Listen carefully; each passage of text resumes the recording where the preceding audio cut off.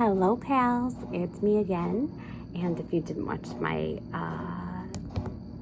last picture book of Tiki Tembo, I just want you to know that sound you hear, it's a ceiling fan. I'm leaving it on because I sweat a lot.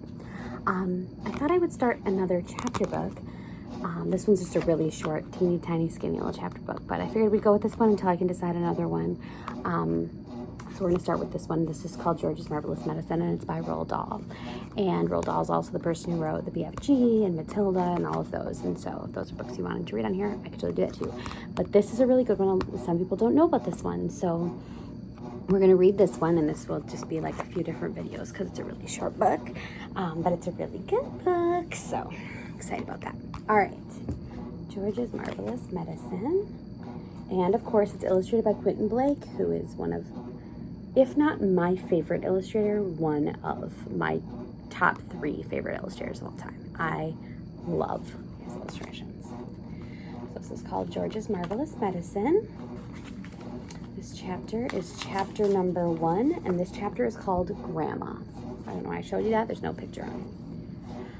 I'm going shopping in the village, George's mother said to George on Saturday morning, so be a good boy and don't get into mischief. This was a silly thing to say to a small boy at any time. It immediately made him wonder what sort of mischief he might get into. And don't forget to give Grandma her medicine at 11 o'clock, her mother said, and then out she went, closing the back door behind her. Grandma, who was dozing in her chair by the window, opened one wicked little eye and said, "Now you heard what your mother said, George. Don't forget my medicine." "No, Grandma," George said. "And try to behave yourself for once while she's away." "Yes, Grandma," George said. George was bored to tears. He didn't have a brother or sister. His father was a farmer, and the farm they lived on was miles away from anywhere, so there were never any children to play with. But he was tired of staring at pigs and hens and cows and sheep, and he was especially tired of having to live in the same house as that grisly old grunion of a grandma. Looking after her all by himself was hardly the most exciting way to spend a Saturday morning. "You can make me a nice cup of tea for a start," Grandma said to George. "That'll keep you out of mischief for a few minutes." "Yes, Grandma," George said. George couldn't help disliking Grandma. She was a selfish, grumpy old woman. She had pale brown teeth and a small, puckered-up mouth like a dog's bottom. "How much sugar in your tea today, Grandma?" George asked her. "1 spoonful," she said, "and no milk." Most grandmothers were lovely and kind, helpful ladies, but not this one. She spent all day and every day sitting in her chair by the window, and she was always complaining and grousing and grouching and grumbling and griping about something or other. Never once, even on her best days, had she smiled at George or said, "Well, how are you this morning, George?" Or, "Why don't you and I have a game of snakes and ladders?" Or, "How was your school today?" She didn't seem to care about other people, only about herself. She was a miserable old grouch.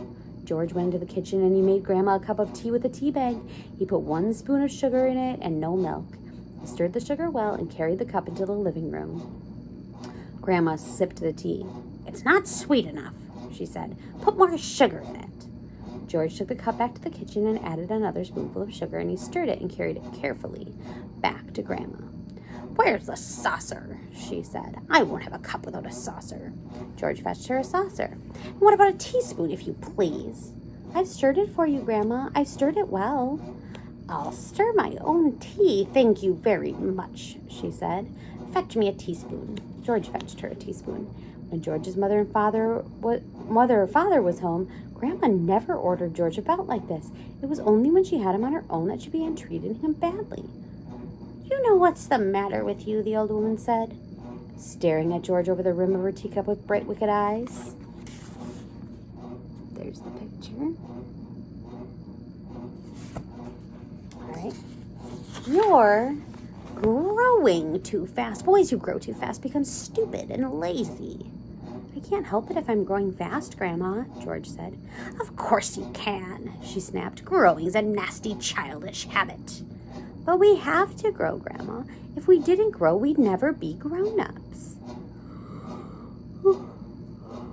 "Rubbish, boy, rubbish," she said. "Look at me. Am I growing? Certainly not." "But you did once, Grandma." Only very little, the old woman answered. I gave up growing when I was extremely small, along with other nasty childish habits like laziness and disobedience and greed and sloppiness and untidiness and stupidity. You haven't given up any of these things, have you? I'm still only a little boy, Grandma. You're 8 years old, she snorted. That's old enough to know better.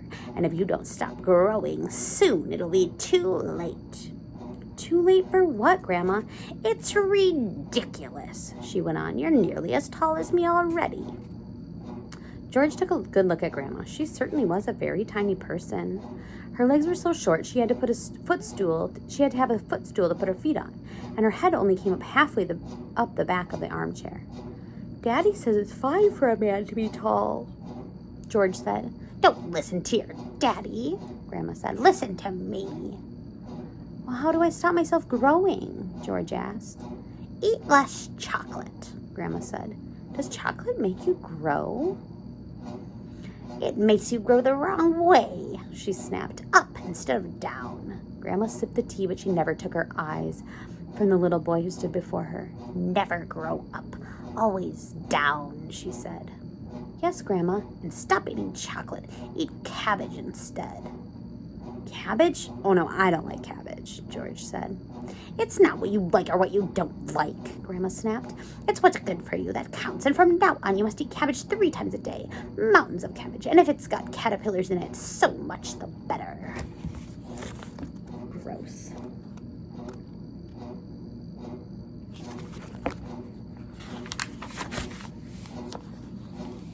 Ouch, George said. Caterpillars give you brains, said the old woman. Mummy washes them down the sink, said George. Mummy's as stupid as you are, Grandma said. Cabbage doesn't taste like anything without a few boiled caterpillars in it. Slugs, too. Not slugs, George cried out. I couldn't eat slugs. Whenever I see a little slug on a piece of lettuce, Grandma said, I gobble it up quick before it crawls away. Delicious. And she squeezed her lips together tight so that her mouth became a tiny wrinkled hole. Like that. Delicious, she said again. Worms and slugs and beetly bugs.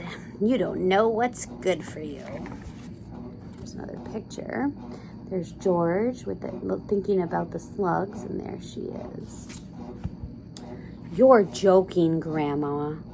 I never joke, she said. Beetles are perhaps the best of all. They go crunch. Grandma, that's beastly. The old hag grinned, showing out those pale brown teeth. Sometimes, if you're lucky, she said, you get a beetle inside of a stem of a stick of celery. That's what I like. Grandma, how could you?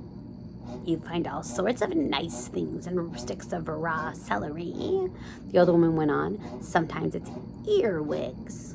I don't want to hear about it, cried George. A big fat earwig is very tasty, Grandma said, licking her lips.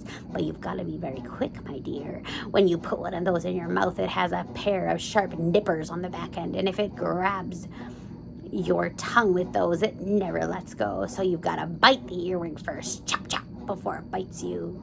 George started edging toward the door. He wanted to be as far away from this filthy old woman. You're trying to get away from me, aren't you? She said, pointing a finger straight at George's face. You're trying to get away from Grandma. Little George stood by the door staring at the old hag in the chair. She stared back at him. Could it be, George wondered, that she was a witch? He always thought witches were only in fairy tales, but now he's not so sure. Come closer to me, little boy, she said, beckoning with a horny finger. Come closer to me and I will tell you secrets. George didn't move. Grandma didn't move either. I know a great many secrets, she said, and suddenly she smiled. It was a thin, icy smile, the kind a snake might make before it bites you.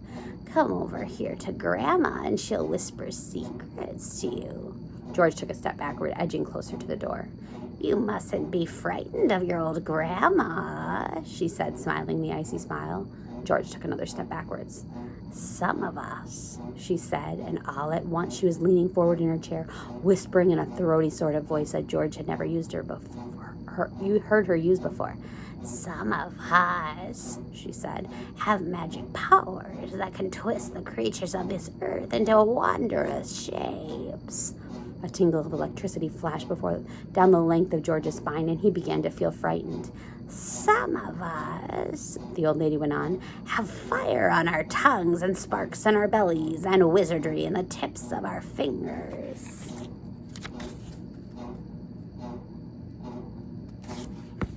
Some of us know secrets that would make your hair stand straight up on end and your eyes pop out of their sockets. George wanted to run away, but his feet seemed stuck to the floor.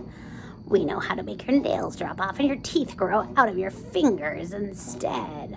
George began to tremble. It was her face that frightened him most of all. The frosty smile, the brilliant, unblinking eyes. We know how to have you wake up in the morning with a long tail coming out from behind you. Grandma, he cried out, stop. We know secrets, my dear, about dark places where dark things live and squirm and slither all over each other. George made a dive for the door.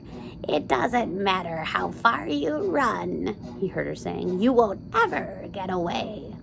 George ran into the kitchen, slamming the door behind him. Oh, you absolutely cannot. There you go.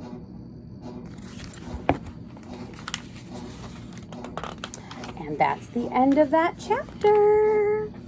So the next chapter is called The Marvelous Plan, and we'll do that one next. Love you.